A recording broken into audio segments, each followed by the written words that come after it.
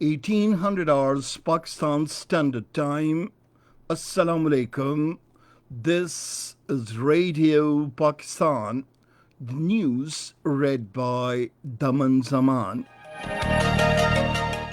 The headlines: launching the economic survey for the year 2019-2020 in Islamabad today, the advisor on finance says the government will provide further relief in the upcoming budget to equip different segments of the society to better deal with COVID-19.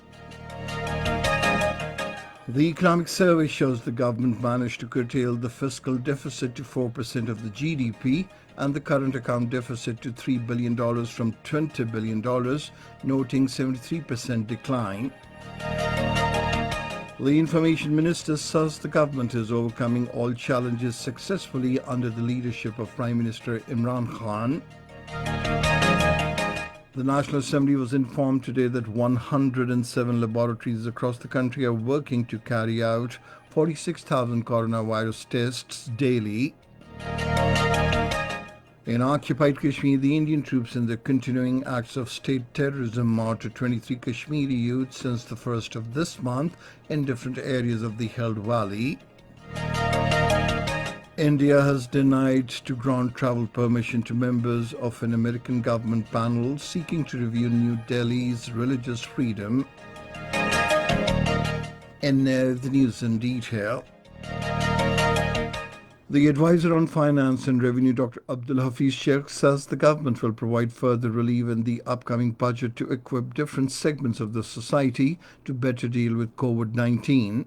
Launching the economic survey for the fiscal year 2019-2020 in Islamabad today, he said no new tax will be imposed, rather the existing ones will be reviewed and cut.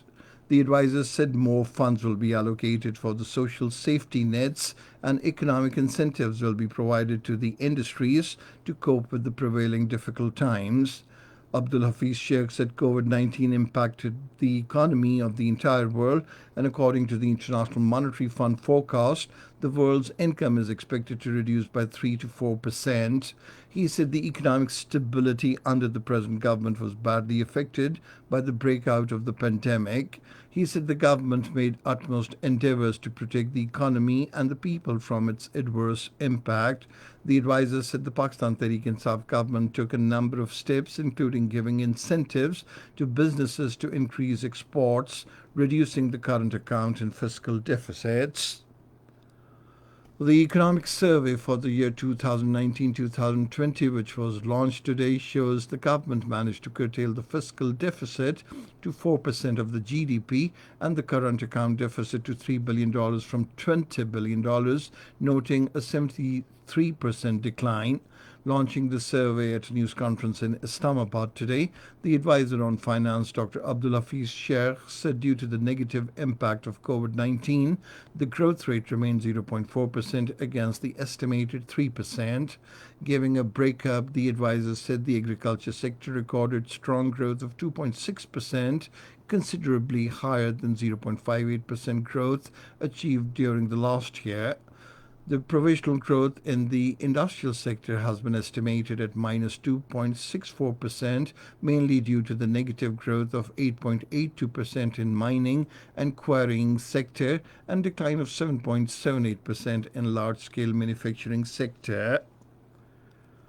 Prime Minister Imran Khan says the Pakistan Tehreek-e-Insaf government successfully disbursed 120 billion rupees among 10 million families in a transparent manner in 9 weeks to grapple with the COVID-19 fallout on the poor. Quoting a media report in a tweet, he said 34% of households across India will not be able to survive for more than a week without additional assistance. The Prime Minister, however, offered to help ensure Pakistan's successful cash transfer program, lauded internationally for its reach and transparency with India.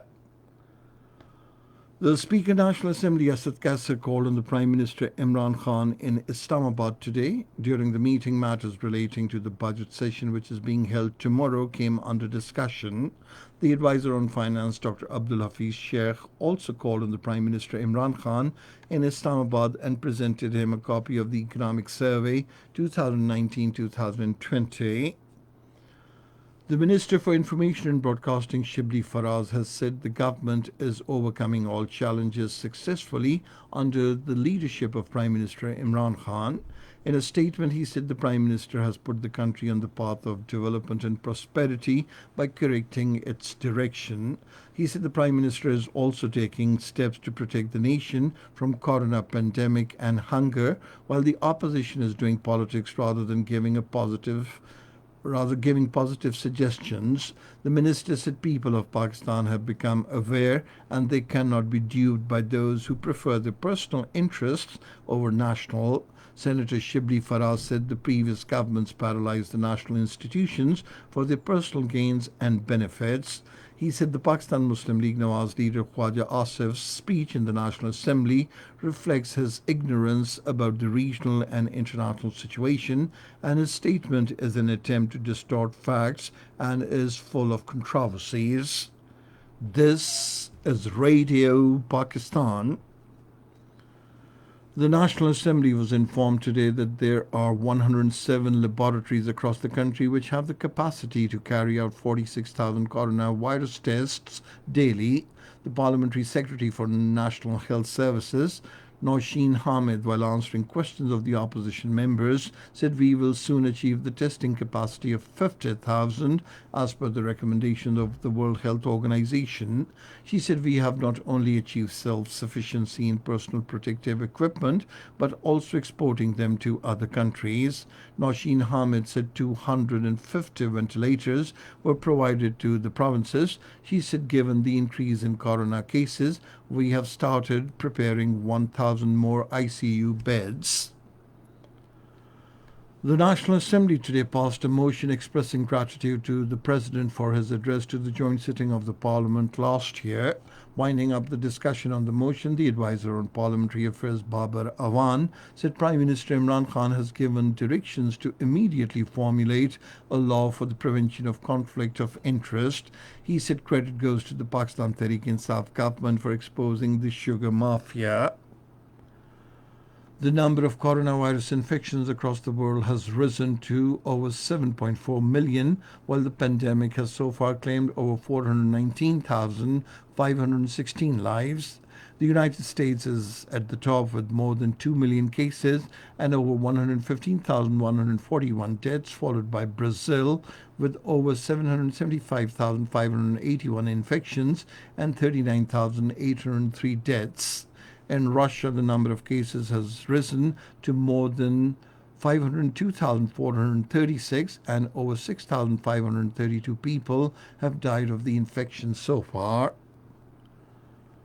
In occupied Kashmir, the Indian troops in the continuing acts of state terrorism have martyred 23 Kashmiri youths, including young boys, during coordinated search operations since the 1st of June in different areas of the Held Valley. According to a report released by the research section of the Kashmir Media Service in Srinagar today, besides killings, the troops also looted money, gold, and other valuables and arrested dozens of youths and humiliated inmates during the operations. It also destroyed over a dozen houses during coordinated search operations. At the United Nations, Pakistan has urged the world community to intervene and hold India accountable for its grave breaches of international humanitarian law and war crimes in occupied Kashmir. Speaking at the Economic and Social Council meeting, the Pakistan ambassador Munir Akram said the people who were already reeling under a 10 months digital and physical lockdown have been denied adequate access to medical supplies and facilities and high-speed internet in the wake of COVID-19 pandemic. India has denied to grant travel permission to members of an American government panel seeking to review its religious freedom.